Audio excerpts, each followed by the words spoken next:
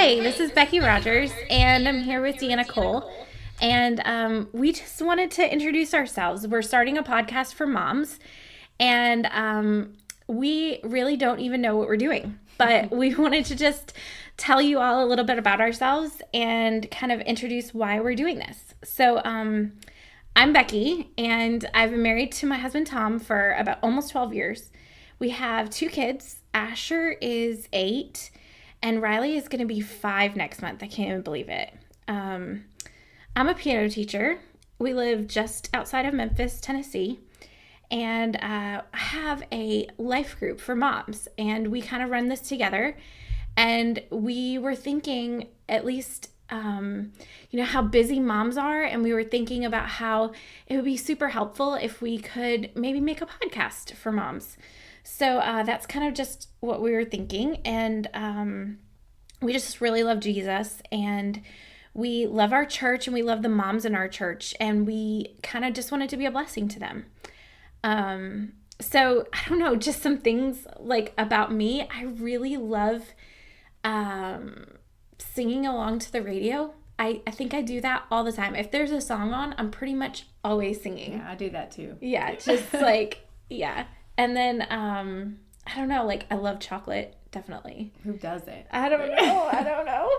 So tell us about yourself, Deanna. Yeah. Okay, so I'm Deanna Cole. I'm 31 years old, and I've been teaching kindergarten for about 8 years now. And my husband is Mark, and we've been married for almost 11 years. We actually met in church. We grew up in the same church together. And we have 2 boys. Grayson is 9 and Gideon is 5. And I love Jesus as well. I love to sing in the car. I love makeup. Yeah, she is the makeup pro, definitely. It makes me so happy. But yeah, I'm excited about this podcast. I think that, being a mom is fun and amazing, but also really hard and stressful. Yes. And, I need encouragement to kind of get through the day sometimes, and just to know that, I got this. I can do this. And I was made to be their mom. So that's right. I'm excited, and I hope this podcast will encourage you guys and help you out there as well. My favorite thing about being a mom, for real, is picking out my kids' clothes. I know that's like the silliest thing, but I love it. I love knowing what, like, just looking through their closets and like picking out with, like, they're my little dolls. Like, even though Asher is nowhere near a doll, no. But like thinking, like, I guess the little girl in me still loves to like dress them up. You know what I mean? Mm-hmm. What's your favorite part? I like when they pick up their clothes. Or when I drop something and they pick it up for me. That's awesome. Right.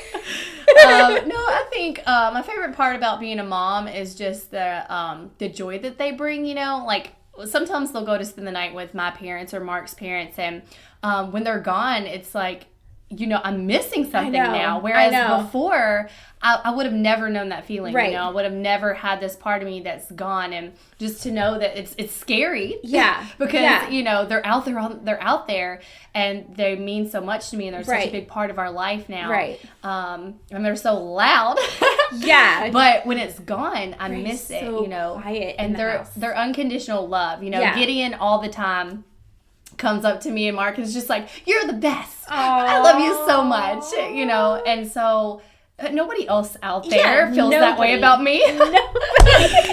Maybe my husband, but people at church, whoever, aren't just coming up to me. Just saying. That would be a little weird. Yeah, that would be creepy. But coming from a 5-year-old, right? It's amazing, and so that's probably my favorite part. Is just their love for me, and to know, like, I'm not perfect. And as a mom, there's a lot of stuff that, like, as I go back and think, I should have done that different or whatever. But they don't think about that. No. They just love us the way that we are. They think we're amazing. And I think that's amazing that they know, even though we may do things wrong sometimes, they love us unconditionally. So. And I think that's kind of why we picked the name for this podcast, is that we are not quite super moms. I mean, there's times when we kind of like, yes, I got that one right. Mm-hmm. Like, I was a super mom in that moment. But most of the time, it's like, I am falling far short of being a super mom. Right. But yeah, I agree. There used to be this quote that I loved. I used to know it verbatim, and now I'll have to look it up. But it basically said, to be a mom is to have a piece of your heart walking outside of your body. Yeah, it's so true.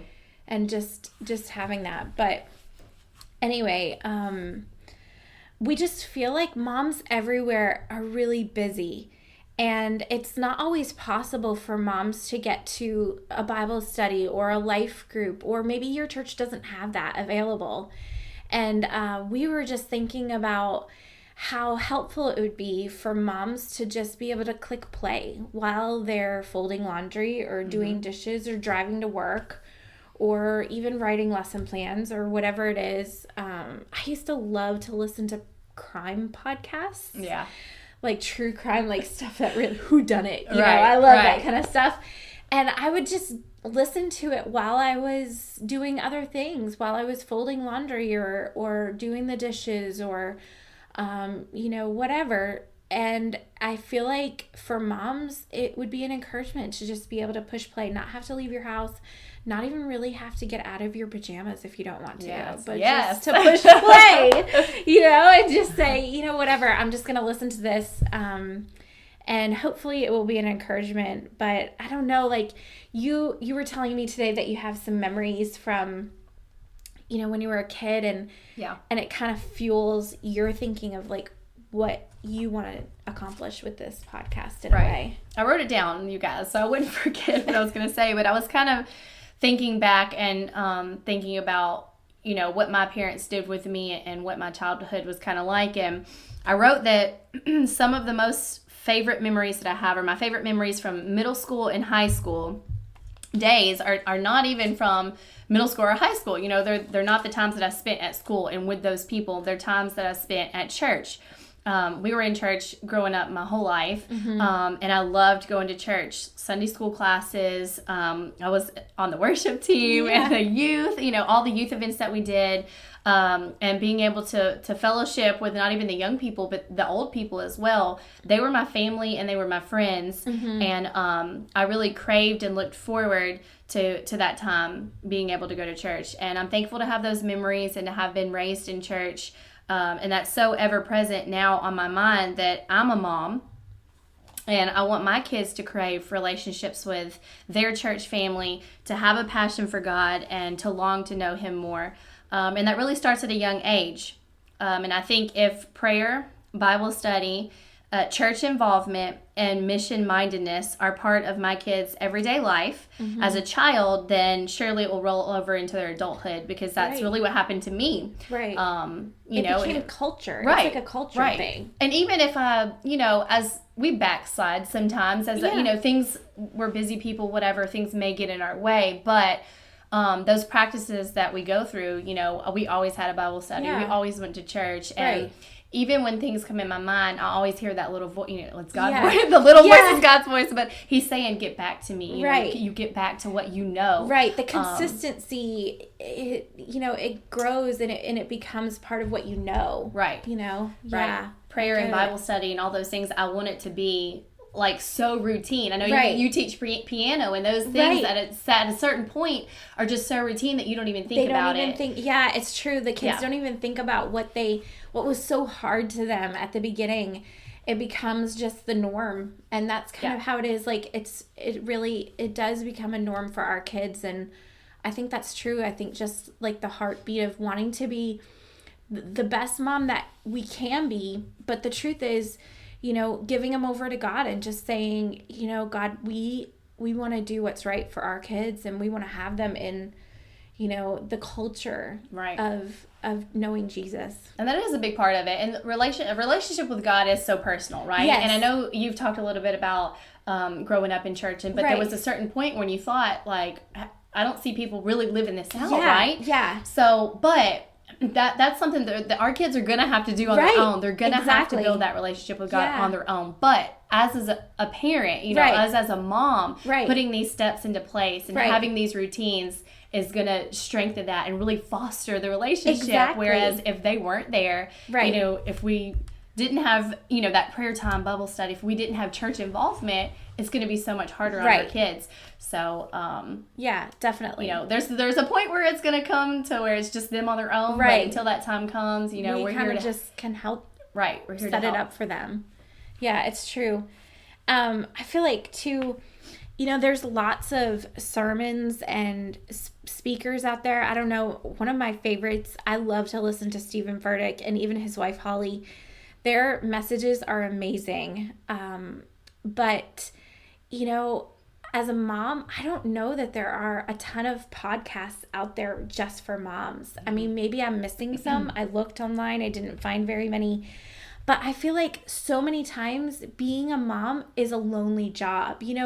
Even though we are all, a lot of us moms, or maybe even adoptive moms or stepmoms or whatever, it doesn't change the fact that when you're in the daily grind, you're really doing it alone. You may be doing it simultaneously as somebody else, but you're still making those decisions on your own. Mm-hmm. And it can feel really lonely, especially when you're going through it. Maybe your kid is being bullied, or maybe your kid is sick, or they're struggling in school. I mean, we've gone through almost everything I can imagine with our kids. I don't even want to say that because who knows what I can imagine, Yeah.